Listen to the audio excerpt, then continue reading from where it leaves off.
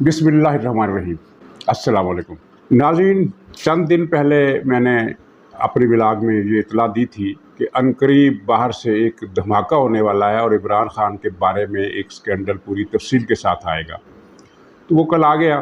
Financial times ने एक सुबह से भी ज़्यादा जगह दी है इस स्कैंडल को, और इमरान खान की फॉरेन फंडिंग की पूरी तफसीलात दस्तावेजी सबूतों के साथ छाप दी है। और उनका कहना है कि उनके पास हर खबर के हर हिस्से के हवाले से डॉक्यूमेंट्स मौजूद है, प्रूफ मौजूद हैं। जो जितने कागजात होते हैं इस ज़िम्मन में, वो सारी की सारी ट्रांजैक्शन की रसीदें, हर चीज़ उनके पास मौजूद है। और ये मामला इमरान खान के फॉरेन फंडिंग स्कैंडल का जो मामला है वो इस तरह एक हवाले से मंतकी तौर पर मुकम्मल हो गया, बल्कि इसमें कुछ नई बातें भी आई हैं। मसलन एक नई, आपने उसकी तफसीलात पढ़ ली हैं, टीवी पर प्रोग्राम भी सुन लिए हैं, एक एक चीज़ उसकी लोगों को समझ में आ गई कि किस तरह ये फ़रार किया गया। और जहाँ तक के अमारात के या खलीजी रियासत के एक सरबराह से भी रकम ली गई, भारी रकम, जिसके इवज़ सी पैक को बंद किया गया, रोल बैक किया गया और उसको पैकअप उसका कर दिया गया। ये इसने मुल्क के साथ जो मुल्क की पुश्त में जो खंजर घोंपा है इस गद्दार ने, इस मीर जाफ़र और मीर सादक ने, जिसका नाम इमरान खान है, वो किसी और मुल्क में होता तो इसको फांसी पर लटकाया जा चुका होता। लेकिन यहाँ जनाब हम देख रहे हैं कि इसको बचाने के लिए रियासती मफादात का तहफ़्फ़ुज़ करने वाले हज़रात सरगर्म हो चुके हैं। और जो तफ़सीलात आई उनमें एक दो दिलचस्प बात भी है। मसलन ये कि आरिफ नकवी जो इंटरनेशनल ठग है और इस इंटरनेशनल ठग का बड़ा पुराना पार्टनर है, वो जब लंदन में ये इस तरह की दावत देता था जिसमें ये फ़ंड रेजिंग की जाती थी, तो उसमें शराब का दौर भी चलता था और शराब के इस दौर में इमरान खान भी शरीक होता था। तो पता नहीं वो क्या पढ़कर शरीक होता होगा, ईजा का नाबुद व ईजा का नस्तईन कहकर पढ़ता होगा, और ये कहता होगा कि मैं जिहाद करने लगा हूँ, गिलास हाथ में पकड़ कर जिहाद करने लगा हूँ। और ये भी कहता होगा कि जो इस मजलिस में नहीं आया वो शिर्क का मर्तकब है। बहरहाल ये एक अज़रा तफन्नुन बात की थी, लेकिन मामला बहुत संजीदा है। इसकी फॉरेन फंडिंग का जो सारी तफसील जो मतलूब थी आवाम के सामने आ गई है, और इसमें बहुत सारी वो तफसीलात जो इलेक्शन कमीशन के पास हैं वो अलग हैं। दोनों मिलकर इस तस्वीर को मुकम्मल कर देते हैं जो इस पैसे के लालची शख्स ने, पाकिस्तान के सबसे बड़े बददियानत और करप्ट शख्स ने, जिसका नाम इमरान खान है, जिससे बड़ा धोखेबाज, झूठा, बेईमान, बदनीयत और पाकिस्तान की तारीख़ में हमने, बल्कि पूरे बर्रे सगीर की तारीख़ में हमने इतने घिनौने किरदार का मालिक इंसान नहीं देखा जितना कि ये इमरान खान की शक्ल में सामने आया। और नाज़रीन, इस रिपोर्ट पर कोई हरकत नहीं हुई। अवाम में खलबली मच गई है कि ये कैसा शख्स है। मीडिया पर जो चीज़ें आ रही हैं, लोग उनको सुनकर पढ़कर कानों को हाथ लगा रहे हैं कि ये किस दर्जे का ये बददियानत आदमी है।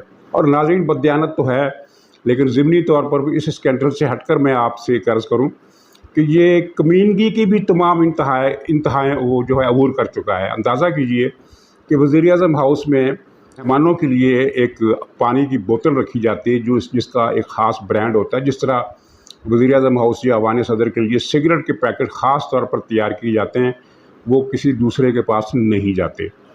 तो जब ये शख्स वज़ीर-ए-आज़म था तो इसने वज़ीर-ए-आज़म हाउस से इन बोतलों के ज़ख़ीरे उठा कर बनी गाला में स्टोर कर दिए, डंप कर दिए। अब बनी गाला में वही पानी जो वज़ीर-ए-आज़म हाउस का है, इसका अक्स मैं इसके साथ लगा रहा हूँ, अब उसको देखिए और मुलाज़ा कीजिए कि ये चंद लाख रुपए का पानी भी इसने नहीं छोड़ा, वो भी चोरी करके ले गया। यानी ये इमरान खान ऐसा चोर है कि अगर रास्ते में 2 रुपए का रबड़ का टुकड़ा भी पड़ा होगा तो ये उसे भी उठाकर जेब में डालेगा। ये इस इंतहाई दर्जे का चोर है। यानी चोरी की तारीख़ में, डकैती की तारीख़ में आपको कोई ऐसा किरदार दूसरा नहीं मिलेगा। आपने उसकी वो वीडियो भी देखी होगी जिसमें ये किसी फ़ंड का इफ्तिताह कर रहा है, और इफ्तिताह इस तरह कर रहा है कि इसने जेब से एक नोट निकाला, पता नहीं कि 1000 का था, ये कितने का था। तो फ़िल्म वाले ने उसकी फ़िल्म बनाई, इमरान खान यानी उसको इफ्तिताह करते हुए उसमें बॉक्स में वो नोट डाल रहा है, लेकिन उसने नोट डाला नहीं, बल्कि हाथ को यूँ भींच कर, दबा कर वो नोट वापस लिया और फिर अपनी जेब में डाल लिया, और ये कैमरे में सारी चीज़ आ गई। اگر یہ اس فنڈ میں 1000 کا نوٹ اگر یہ ڈال دیتا تو اس کے خزانے میں کیا کمی آتی؟ اس نے تو اربوں خربوں روپے چوری کیے ہیں، تو اربوں خربوں کی چوری کرنے کے باوجود اس کا لالچ اور کمینگی دیکھیے کہ اس نے 1000 روپے کا جو نوٹ تھا وہ بھی نہیں چھوڑا، اور وہ جھوٹ بولا، قوم کے ساتھ دھوکہ کیا، یہ دکھایا کہ عمران خان نے سب سے پہلے اس فنڈ میں یہ پیسے ڈالے، حالانکہ اس نے پیسے نہیں ڈالے، دوبارہ اپنی جیب میں ڈالے۔ یہ اگر اس کا بس چلتا تو یہ کیمرے سے ہٹ کر اس بکس کو کھول لیتا، اور بکس میں اگر کچھ اور پیسے بھی 2-4 ہزار روپے پڑے ہوتے تو یہ اس کو بھی چوری کر لیتا۔ یہ اس قسم کا چور ہے، اس طرح کا چور ہم نے تاریخ میں کبھی نہیں دیکھا۔ یہ کوئی قدرت کا ایک 8واں عجوبہ ہے کہ چور بھی اگر بھاگتے ہیں، چیز لے جاتے ہیں تو کوئی چیز پڑی رہے تو پڑی رہے، لیکن یہ وہ چور ہے جو کوئی چیز نہیں چھوڑتا، یہ جھاڑو صفایا کر کے جاتا ہے، جھاڑو پھیر کے جاتا ہے، اتنا بڑا چور ہے۔ تو اس کی انٹرنیشنل ٹھگ عارف نقوی سے بڑی پرانی ساز باز ہے، بہت پرانی۔ عارف نقوی اب لندن میں گرفتار ہے اور امریکہ کے ساتھ ان کا کیس چل رہا ہے۔ امریکہ چاہتا ہے کہ یہ عارف نقوی کو اس کے حوالے کیا جائے، جہاں یہ پہنچتے ہی اس کے خلاف فوری کارروائی ہوگی اور اس کو سزا ہو جائے گی۔ برطانیہ میں معاملہ تھوڑا سا مختلف ہے، اس کے کچھ شاہی خاندان کے ساتھ بھی کچھ معاملات تھے، تو برطانیہ کی حکومت کو یہ خدشہ ہے کہ اگر یہ مقدمہ چلا تو وہ شاہی خاندان نہ کہیں رگڑے میں آ جائے، اس لیے وہ مقدمہ نہیں چلا لے، لیکن اس کو جیل میں بند رکھا ہوا ہے۔ اور عارف نقوی کو نوازنے کے لیے اس نے بشیر میمن کا سارا انٹرویو آپ نے سنا ہوگا کہ اس نے عارف نقوی کی جو کے الیکٹرک ہے اس نے سوئی صدرن کے 85 ارب روپے کے واجبات دینے تھے، جو عمران خان نے معاف کر دیے۔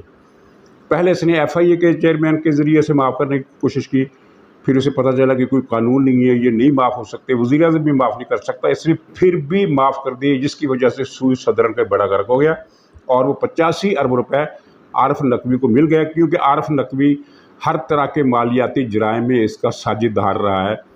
ایک انٹرنیشنل ٹھگ دوسرے انٹرنیشنل ٹھگ کا یہ اس کو فائدہ پہنچاتا تھا سرکاری خزانے سے، وہ اس کو فائدہ پہنچاتا تھا خیرات کی آڑ میں لوگوں سے رقم بٹور کر، بلکہ بل گیٹ سے اس نے فراڈ کر کے بھاری رقم وصول کی اور عمران خان کو عطیے میں دے دی، عطیے میں نہیں بلکہ فارن فنڈنگ کیس میں دے دی یا اس کے ذاتی اکاؤنٹ میں جمع کرا دی، اس طرح کا معاملہ ہے۔ تو اس طرح کا چور ہے، یعنی سوئی صدرن کا بیڑا کس نے غرق کر دیا۔ 85 ارب روپے سرکاری خزانے سے، گویا دوسرے لفظوں میں کہ سرکاری خزانے سے قوم کی امانت کا جو 85 ارب روپیہ تھا عمران خان نے چوری کیا اور اس عارف نقوی کی جیب میں ڈال دیا۔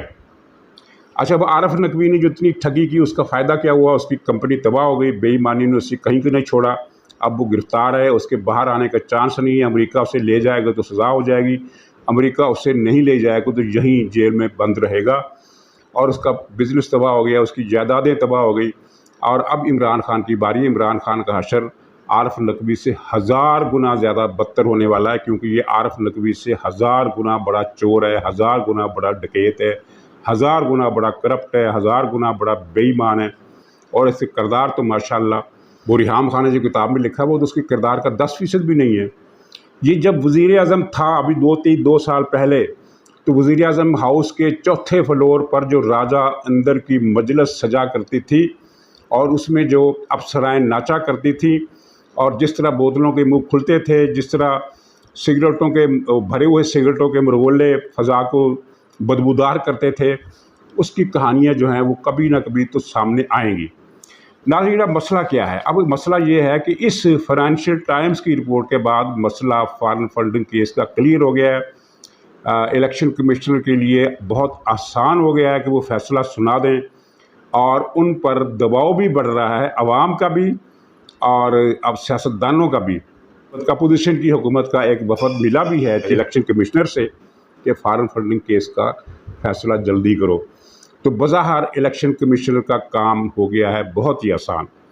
اب وہ فضا بن گئی ہے، دباؤ بھی بڑھ گیا ہے، لیکن مسئلے کا دوسرا رخ یہ ہے کہ سینئر تجزیہ کار اور اینکر پرسن طلعت حسین نے ایک ٹویٹ کیا جس میں انہوں نے بتایا کہ کچھ حلقوں کا الیکشن کمشنر پر دباؤ ہے کہ آپ نے یہ فیصلہ نہیں سنانا۔ یہ کچھ حلقے کون سے ہیں انہوں نے تو نہیں بتایا، ہمیں بھی نہیں معلوم کون ہے، لیکن اندازہ کر سکتے ہیں کہ یہ وہی حلقے ہوں گے، یہ وہی حضرت ہوں گے یا وہی حضرات ہوں گے جنہوں نے 4 साल 5 साल पहले जस्टिस शौकत अजीज़ सिद्दीकी से मुलाकात करके उन्हें हुक्म दिया था कि मरीम नवाज़ की ज़मानत नहीं होनी चाहिए। जस्टिस शौकत सिद्दीकी ने इनकार किया कि मैं मेरिट के ख़िलाफ़, कानून के ख़िलाफ़ कैसे फ़ैसला दे सकता हूँ, तो उनको नौकरी से बरतरफ़ करा दिया गया। और नौकरी से बरतरफ़ी नहीं कराया गया, बल्कि इस बरतरफ़ी के ख़िलाफ़ उन्होंने 4 साल पहले एक रिट दायर की। आज तक उसकी समाअत की बारी नहीं आई। ये वही अदालत है जहां इमरान खान रिट दायर करता है 8 बजे, तो 8:01 पर उसकी समाअत शुरू हो जाती है। रात 12:30 पर टीवी पर यह खबर आती है कि पंजाब असम्बली में हमज़ा शहबाज के रन ऑफ इलेक्शन में कामयाबी के ख़िलाफ़ पीटीआई रिट करने वाली है। की नहीं है, अभी करने वाली है। टीवी पर यह टिकर चल रहा है कि करने वाली है। तो जनाब अदालत पहले खुल जाती है, रिट उसके 2.5 घंटे बाद दाखिल होती है। 2.5 घंटे बाद, 2.5 घंटे पहले ही रजिस्ट्री खुल गई उसको वसूल करने के लिए। एक तरफ ये फुर्ती देखिए और दूसरी तरफ ये देखिए कि जस्टिस शौकत अजीज़ सिद्दीकी की नाजायज़, गैर कानूनी, गैर अखलाकी बरतरफ़ी के ख़िलाफ़ इंसाफ के हसूल के लिए उन्होंने जो दरख्वास्त दायर की, उसकी समाअत का नंबर ही नहीं आ रहा। ये सूरत हाल है। और इस दबाव में इलेक्शन कमीशन से क्या कहा गया होगा, ज़ाहिर है इसमें धमकियाँ भी शामिल होगी, इसमें ख़तरनाक नतीजों की पेशगोई भी की गई होगी। इस तरह की बातें की हो गई कि तुम्हारी कार का हादसा हो सकता है, तुम्हारे बेटी के साथ ये हो सकता है, तुम्हारे बेटे के साथ ये हो सकता है। ये इस तरह की धमकियाँ देने की इसी तरह का स्टाइल है। खुदा जाने क्या कहा गया होगा। मैं नहीं ये कहता कि ये सब कुछ कहा गया होगा, लेकिन बहुत कुछ कहा गया होगा और इतना ज़्यादा दबाव होगा कि चीफ इलेक्शन कमिश्नर साहब जो हैं वो इस दबाव में आ गए। कोई बहुत ही भयानक किस्म का दबाव होगा, छोटा मोटा दबाव नहीं होगा, वरना वो कबूल ना करते। तो इस सूरत हाल में आइडियल पोजीशन तो ये होती कि इलेक्शन कमीशन साहब प्रेस कॉन्फ्रेंस करते और इस्तीफ़ा देते और साथ ही ये कहते कि मैं इस्तीफ़ा क्यों दे रहा हूँ, इसलिए दे रहा हूँ कि मुझे ये फ़ैसला सुनाने नहीं दिया जा रहा, मुझे ये धमकियाँ दी जा रही हैं। जब चीज़ें एक्सपोज हो जाएंगी तो फिर धमकियों पर अमल दरामद ज़रा मुश्किल हो जाता है। लेकिन ज़ाहिर है अब इसका वक्त भी निकल गया। अब उनके पास 2 ही रास्ते हैं कि या तो दबाव कबूल किए रखें या इस दबाव से निकल जाएं। ऐसा मौका जो हालात ने दिया है, फाइनेंशियल टाइम्स की रिपोर्ट आने के बाद तो हर चीज़ क्लियर हो गई है। और अब सवाल ये भी पैदा होता है कि इमरान खान जिस बुरी तरह नंगा हुआ है, इसके तन पर कपड़ा तो क्या, कपड़े की धज्जी भी नहीं रही, धज्जी का एक धागा भी नहीं रहा। तो इस नांगे को बचाने के लिए एस्टेब्लिशमेंट अब क्या करेगी, क्योंकि एस्टेब्लिशमेंट ने तय किया है कि इसे हर सूरत बचाना है, वरना इस पर 50 मुकदमात ऐसे बनते हैं कि जिनमें इसकी ज़मानत ही ना हो सके। इसकी जराइम की तादाद बेशुमार है, लातदाद है। और मैं अपनी छठी हिस्स की बुनियाद पर कह लें या तजर्बे की बुनियाद पर कह लें, एक पेशगोई करता हूँ। गैब के इल्म में दस्तरस रखने का दावा गुनाह है, सख्ती के साथ इससे मना किया गया है। लेकिन मैं जो बात कर रहा हूँ उसका तल्लुक़ खुदा न खास्ता गैब के इल्म से नहीं है, नऊज़ुबिल्लाह मिन ज़ालिक, बल्कि इस बात से है। तजर्बा ये बताता है कि जिसने अपने नापाक मकासद के लिए, गलीज़ और नजस हरकतों के लिए कुरानी आयात का, मुक़द्दस हस्तियों के नाम का इस्तेमाल किया, उसका अंजाम इसी दुनिया में बुरा होता है। ये हर गलीज़ काम करने से पहले इय्याका नअबुदु व इय्याका नस्तईन पढ़ता है। ये अपनी मुखालिफत को शिरक करार देता है और इस तरह गोया इसने खुदाई दावा भी कर दिया कि मैं तो खुदा हूँ, जो मेरी मुखालफत करेगा वो मुशरिक होगा। हालांकि जो खुदा की मुखालफत करता है, नऊज़ुबिल्लाह, वो मुशरिक नहीं होता, वो काफिर होता है। मुशरिक वो होता है जो खुदा की मुखालफत नहीं करता, लेकिन ये कहता है कि ये काम खुदा के अलावा ये भी कर सकता है। यानी ये आदमी है, बुज़ुर्ग हस्ती है, पहुँचा हुआ बुज़ुर्ग है, तो अगर हम इसके दर पर सजदा करें, इससे दरख्वास्त करें, तो ये अपने इख्तियारात से जो अल्लाह ताला ने इसे दिए हुए हैं उनकी मदद से ही हमारा काम करा देगा। और यही शिरक है, क्योंकि अल्लाह ताला ने अपने इख्तियारात किसी को नहीं दिए। अल्लाह ताला अपने इख्तियारात का आप मालिक है, अपनी कुदरत का आप मालिक है। हर चीज़ उसने बनाई, हर चीज़ का मालिक भी वही है। या फिर शिरक ये है कि ख्याली बुतों को, ख्याली वजूद को खुदा का, देवता का दर्जा दे दिया जाए। आप ज़ाहिर है यूनानी मिथोलॉजी हो ہندوستانی دیومالا ہو، مصر کی دیومالا ہو، جتنے دیوی دیوتا ہیں جن کی تعداد سینکڑوں سے بھی زیادہ ہے، ہزاروں میں ہے، تو ان دیوتی دیوتاؤں کا کوئی وجود نہیں ہے، لیکن ان کی پوجا ہوتی ہے، ان کے بت بنا کر رکھے جاتے تھے۔ اب تو بتوں کی پوجا اس طرح نہیں، وہ زمانہ گزر گیا، لیکن ایک زمانے میں مصر سے لے کر عربستان تک، اور عربستان سے لے کر ہندوستان تک، اور ہندوستان سے لے کر انڈونیشیا کے جزیرے بالی تک، چین تک، منگولیا تک، پورے یورپ میں پیگن مذہب پھیلا ہوا تھا۔ تو وہاں ہر جگہ یہ بتوں کی پوجا ہوتی تھی، اور بت اصل میں اس خیالی دیوتا کی شبیہ ہوتے تھے۔ چنانچہ یہ شرک ہے۔ اس طرح شرک کی پھر نیچے ذیلی طور پر بہت ساری قسمیں آ جاتی ہیں، وہ جن کی تعویلات بھی ہوتی ہیں، توجیحات بھی ہوتی ہیں، دلیلیں ہوتی ہیں کہ چونکہ یہ کام اس طرح ہے لہٰذا یہ شرک کے دائرے میں داخل ہو جاتا ہے۔ یہ عالمانہ بحثیں ہیں، جو پڑھے لکھے حضرات ہیں وہ سمجھتے ہیں، ہم جیسے افراد کے لیے اتنا ہی کافی ہے کہ شرک کا مطلب یہ ہے کہ خدا کے اختیارات میں کسی اور کو حصہ دار سمجھنا، ماننا، یا اس سے امداد طلب کرنا۔ رسول اللہ صلی اللہ علیہ وسلم سے جب کفار مکہ کچھ باتوں کا تقاضا کرتے تھے تو حضور صلی اللہ علیہ وسلم صاف فرما دیتے تھے کہ ان سب کا اختیار اللہ تعالیٰ کے پاس ہے، خزانے کا مالک وہی ہے، میرے پاس کوئی خزانہ نہیں ہے۔ پھر جب ان سے پوچھا جاتا حضور سے کہ فلاں چیز کا کیا ہوگا، تو وہ حضور صلی اللہ علیہ وسلم فرماتے کہ غیب کا علم بھی اللہ کے پاس ہے۔ یہ قرآن کی آیات ہیں، یہ حدیث کی روایات نہیں، یہ قرآن کی آیات ہیں۔ یہ بدبخت بد نصیب کہتا ہے کہ میری مخالفت جو ہے وہ شرک ہے۔ ایاک نعبد و ایاک نستعین، جہاد، یہ ساری اصطلاحات اپنے شیطانی منصوبوں کی تکمیل کو یہ جہاد کا نام دیتا ہے۔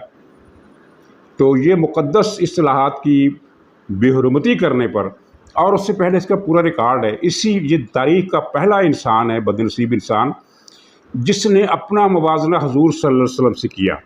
اللہ تعالیٰ نے حضور صلی اللہ علیہ وسلم کو 22 سال آزمائشوں سے دوچار کیا، اور مجھے بھی 22 سال یہ آزمائشوں سے دوچار کیا، اور میں سمجھ گیا کہ حضور کی طرح اللہ تعالیٰ مجھے بھی تیار کر رہا ہے۔ حضور کو اللہ نے تیار کیا، اب مجھے تیار کر رہا ہے۔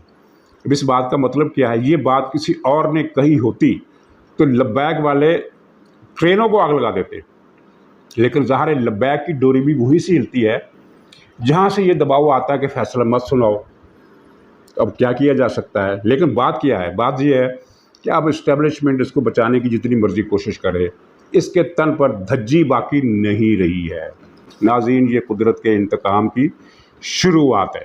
آخر میں یہ عرض کروں کہ یہ پی ٹی آئی کی جتنے لوگ ہیں ان سے سچ کی توقع نہیں کی جا سکتی۔ مجھے تو آج تک پی ٹی آئی کا کوئی حامی، چاہے وہ اخبار نویس ہو، چاہے وہ اینکر پرسن ہو، چاہے وہ ممبر پارلیمنٹ ہو، چاہے وہ کوئی مولوی ہو، ایسا نہیں ملا جس کے بارے میں کوئی یہ گواہی دے دے کہ اس آدمی نے زندگی میں کبھی سچ بولا ہے۔ ہو ہی نہیں سکتا، ممکن ہی نہیں ہے۔ یہ حسن بن صبا کی جنت کے جو فدائی تھے، حسن بن صبا نے بھی ایران کے سلسلہ کو جس کا نام ہی جبال تھا، وہاں ایک 300 کنال کی اراضی پر ایک جنت بنا رکھی تھی، جس میں ارد گرد علاقوں کی خوبصورت لڑکیاں اس کی فدائی اغوا کر کے لاتے تھے۔ تو اس کے بعد وہ نشہ پلا کر جو فدائی بنتے تھے، فدائیوں کے 2 کام تھے، جھوٹ بولنا اور قتل کرنا، اور ساتھ میں گالیاں دینا۔ اور یہ ساری خصوصیات فدائین کی، جن کو حشیشین بھی کہتے ہیں، جس سے انگریزی کا لفظ اسیسن نکلا ہے، تو یہ سارے وہ خصوصیات جو اسیسنز کی تھی وہ ہمیں پی ٹی آئی کے لوگوں میں ملتی ہے۔ گالیاں، بد کلامی، بدتمیزی، مرنے مارنے۔ اب کل آپ نے دیکھا فیصل آباد میں ایک آدمی نے کس بے دردی سے ایک مرغی کا سر اڑا دیا۔ کسی بھی جانور کو جب اسلامی طریقے سے ذبح کیا جاتا ہے تو وہ 25 سیکنڈ میں اس کی جان نکل جاتی ہے۔ تکلیف تو ظاہر ہے، جب کسی کی جان لیں گے، اس کو ذبح کریں گے، تکلیف تو اس کی ہوگی، لیکن شریعت نے جو طریقہ بتایا ہے، وہ جس کی میڈیکل سائنسدانوں نے تصدیق بھی کی ہے کہ اس میں جانور کی جان جلدی نکل جاتی ہے اور مرغی 20-25 سیکنڈ میں ختم ہو جاتی ہے۔ لیکن جب کسی جانور کی گردن اڑائی جائے تو وہ کم سے کم 5 منٹ تک تڑپتا ہے، اس کی جان کنی کا عذاب اس پر اتنی دیر تک رہتا ہے۔ اور اس بدبخت منحوس انسان نے فیصل آباد میں ایک مرغی کا سر کاٹ دیا جھٹکے کے ساتھ، اور پھر وہ تڑپتی ہوئی مرغی کو کئی منٹ تک مجمع کو دکھاتا رہا، اور مطلب یہ تھا کہ یہ حمزہ ککڑی کو ہم نے ذبح کیا ہے۔ حمزہ ککڑی ان کا نام، عمران خان نے خود کہا حمزہ ککڑی۔ کتنی شرمناک بات ہے، کتنی گری ہوئی بات ہے انسانیت کے لیول سے۔ اور یہ وہ شخص ہے جو بدقسمتی سے پاکستان کا وزیر اعظم بنایا گیا تھا۔ تو خیر، بات کدھر سے کدھر نکل گئی۔ ایک ان کا نہایت پرلے درجے کا جھوٹا امریکہ میں صحافی ہے، شاہین صاحبائی، بہت جھوٹ بولتا ہے۔ اس کا ایک پارٹنر ہے شاہد مسعود قذاب، تو شاہد مسعود قذاب کے ساتھ اس نے پچھلی مرتبہ زرداری دور میں یہ جھوٹ بولا تھا کہ زرداری اور شرجیل میمن کی ایک لانچ سونے کی اینٹوں سے بھری ہوئی پکڑی گئی ہے جو وہ دبئی سمگل کر رہے تھے، اور کئی مہینے یہ شاہد مسعود قذاب جو تھا یہ ٹی وی پر سونے کی اس لانچ کا ذکر کرتا رہا۔ یہ سارا جھوٹ گھڑا گیا تھا، اور اس جھوٹ میں شاہین صبائی اس کا پارٹنر تھا۔ اب شاہین صبائی نے تازہ ترین جھوٹ دیکھیے کیا گھڑا ہے۔ کہا ہے کہ وزیر اعظم بنتے ہی شہباز شریف نے چند دنوں کے بعد ڈالروں سے بھرے ہوئے 245 سوٹ کیس ایک ہوائی جہاز کے ذریعے دبئی پہنچائے۔ 245 سوٹ کیس جن میں ڈالر بھرے ہوئے ہیں۔ میرا خیال ہے یہ ہم نے تو ایک اٹیچی کیس بھی نہیں دیکھا کہ دولت کا بھرا ہوا کتنا ہوتا ہے، تو 245 جو سوٹ کیس ڈالروں سے بھرے ہوئے تو یہ تو کئی ارب ڈالر ہوں گے، کئی ارب ڈالر۔ یعنی آئی ایم ایف سے ہم 2 ارب ڈالر لیتے ہیں قرضہ، کبھی 1 ارب ڈالر قرضہ لیتے ہیں۔ اچھا، بات اس میں جھوٹ کی کیا ہے؟ جھوٹ اس میں یہ ہے کہ ایئرپورٹ پر چاہے وزیر اعظم کا سوٹ کیس ہو یا آرمی کا سوٹ کیس ہو، آرمی چیف کا سوٹ کیس ہو یا چیف جسٹس کا سوٹ کیس ہو یا کسی کا بھی ہو، وہ یہاں سے اس کو ایک مرتبہ سکین ہونا پڑتا ہے۔ یہ قانون ہے، اس قانون کی وائلیشن نہیں کی جا سکتی۔ اور اگر فرض کیجئے بفرض محال یہاں سے سکین ہو کر نکل جاتا ہے، تو جب دبئی میں پہنچتا ہے تو وہاں تو کوئی کسی کی مجال نہیں ہے کہ کوئی افسر اس کو سکین ہوئے بغیر نکال دے۔ مطلب کہ اس جھوٹ کی وضاحت کرنے کی ضرورت نہیں ہے کہ یہ کیوں جھوٹ ہے، بس آپ اس بات کی داد دیجئے کہ کتنا بڑا جھوٹ بولا ہے اس نے۔ اور پی ٹی اے کا ہر صحافی، ہر اینکر پرسن اسی قسم کے جھوٹ گھڑے گا۔ آپ کو یاد ہوگا جب وہ شہباز شریف کی حکومت بنی تھی تو پہلے ہی دن ARY ٹی وی نے ایک خبر چلائی تھی کہ شہباز شریف نے پہلا حکم یہ جاری کیا ہے کہ وزیر اعظم ہاؤس کے سوئمنگ پول کی تزئین اور آرائش کی جائے، تزئین آرائش نو کی جائے، اور اس پر پتہ نہیں کتنے کروڑ، اب گنتی یاد نہیں، وہ 7-8 کروڑ یا 10 کروڑ کتنی رقم تھی، خرچ کرنے کی انہوں نے منظوری دے دی۔ اس کی فوری طور پر اس کی تردید آ گئی کہ ایسا کوئی حکم نہیں دیا گیا، اور نہ ہی سوئمنگ پول کو ریفرنش کرنے کی ضرورت ہے۔ لیکن اس کے باوجود پی ٹی آئی کے کالمسٹ، تجزیہ نگار، اینکر پرسن مسلسل یہ جھوٹ جس کی تردید ہوئے بھی 3 مہینے ہو گئے ہیں، ابھی تک یہ بول رہے ہیں، اپنے کالموں میں لکھ رہے ہیں کہ دیکھو جناب ایسا وزیر اعظم آ گیا ہے جو یہ کام کرتا ہے۔ تو ناظرین، اب دیکھنا یہ ہے کہ اس نانگا عالم کو اسٹیبلشمنٹ بچانے کے لیے کیا کرتی ہے۔ دوسری طرف وہ جوڈیشل کونسل کا جو مسئلہ ہے اس میں جو عزت سادات تھی، سادات تو میں نہیں کہوں گا، محاورتاً میں نے بولا ہے کہ اس عاشقی میں عزت سادات بھی گئی ہے، ایک مصرع ہے، تو وہ اس مصرعے کے حالات کی رعایت سے میں نے اس کا استعمال کیا ہے کہ عزت سادات، تو اس سے عزت سادات کا جو فلودہ نکلا ہے، سر بازار نکلا ہے۔ پہلے جسٹس قاضی فائز عیسیٰ نے تردید کی چیف جسٹس کے دعوے کی کہ معاملہ پینڈنگ کیا گیا ہے، ڈیفر کیا گیا ہے، ملتوی کیا گیا ہے۔ اب کل جسٹس طارق مسعود نے بھی اس کی تردید کر دی اور کہا ہے کہ پینڈنگ نہیں ہوا، 5 نام مسترد ہوئے ہیں، جس کے بعد چیف جسٹس صاحب جو تھے وہ غصے میں اجلاس چھوڑ کر نکل گئے، جو کہ غیر پارلیمانی اور غیر جمہوری اور غیر معمولی عمل ہے۔ اور ہم مطالبہ کرتے ہیں کہ اس اجلاس کے منٹس جاری کیے جائیں تاکہ لوگوں کو پتہ چلے کہ اندر ہوا کیا تھا۔ اس کے بعد اب کیا کہے؟ اب لوگ مطالبہ کر رہے ہیں حکومت سے کہ جھوٹ بولنے پر موصوف کے خلاف، یعنی جنہوں نے یہ دعویٰ کیا تھا کہ معاملہ پینڈنگ ہو گیا ہے، ریجیکٹ نہیں ہوا، ریفرنس لایا جائے۔